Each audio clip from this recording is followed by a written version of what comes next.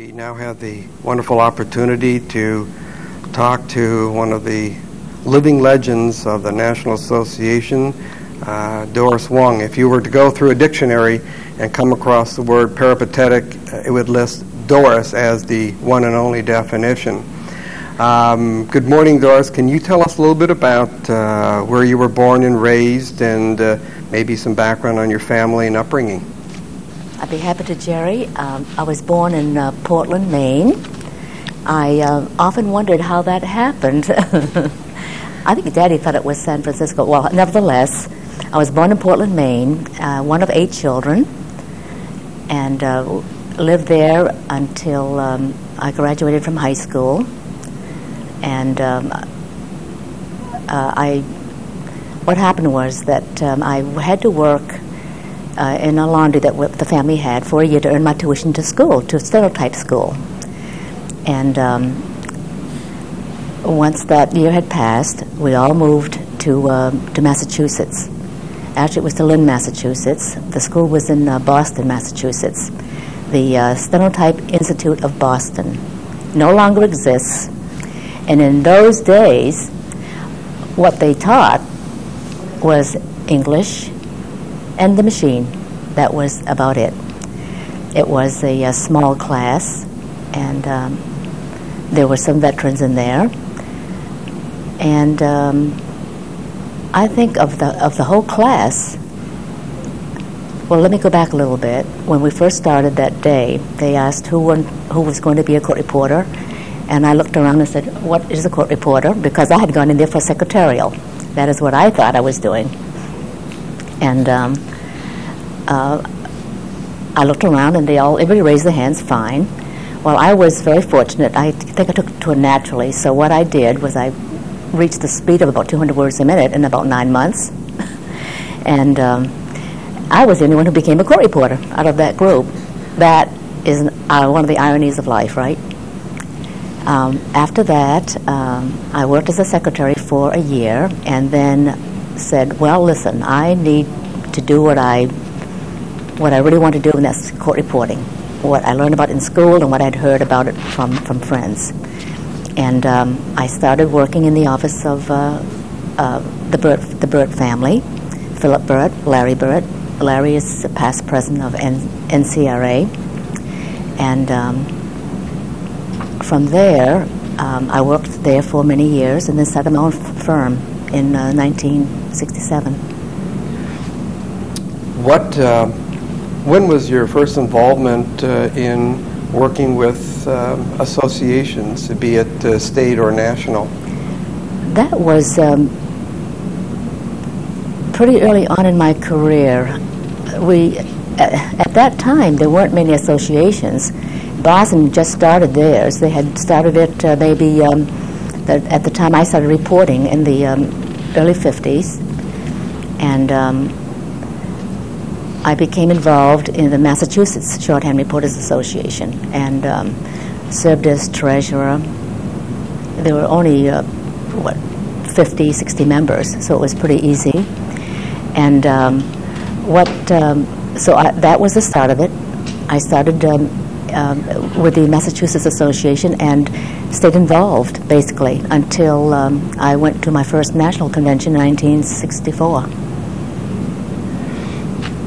How did you become involved working in committees and so forth with national? Were you encouraged? Did you feel compelled to get involved? Well, no, I've never really volunteered. I've been drafted. I think that everybody can say that. My first convention was in 1964, and I think it was one of the first times I had left Massachusetts. And my purpose in going was to get credentials. In those days, credentialing was not as important as it is today.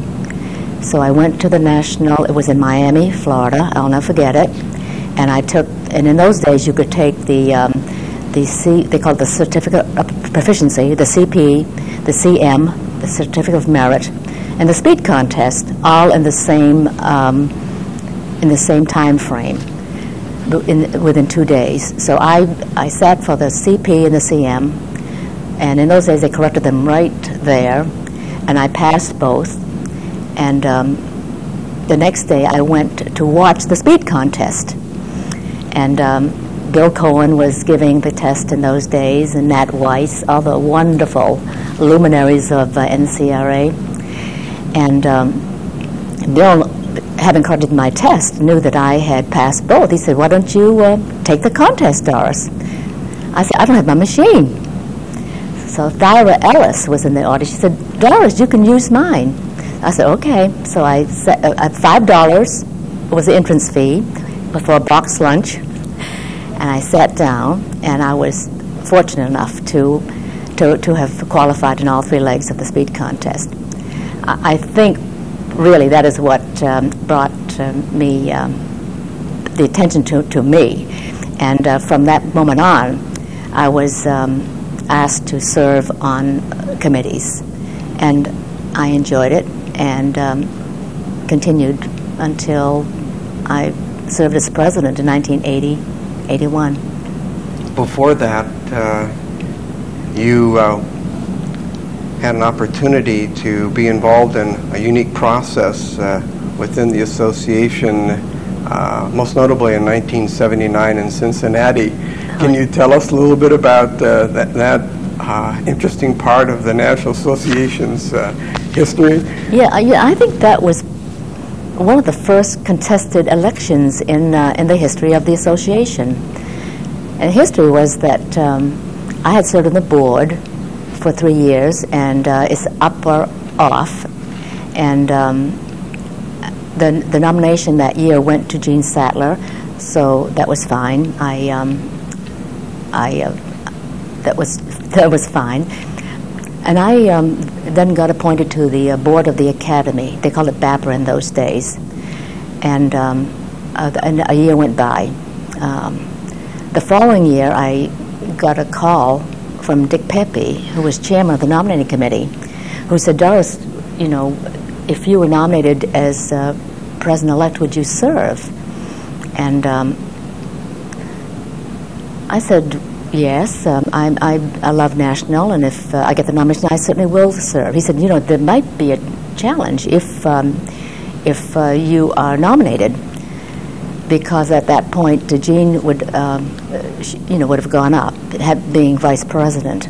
I said, "Well, I feel qualified, and I would have served as vice president if I got the nomination. So, only 1 year has gone by. I have kept in contact with the association and worked on the academy board.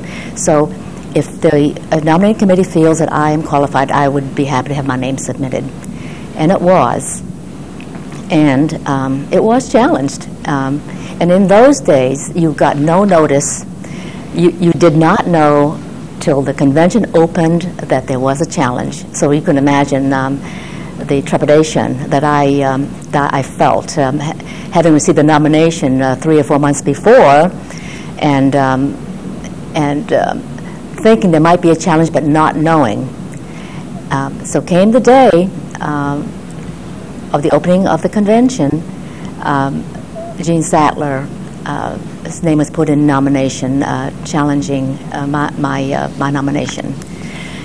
And as a matter of fact, that year, I think the entire slate was challenged, except for maybe one person. I don't quite remember, but I would say 90% of the slate was challenged. And we all gave our speeches and to the members present, and I was fortunate enough to be elected the president-elect. It was a very unique time in the association's history, and unfortunately a lot of people don't remember those interesting times.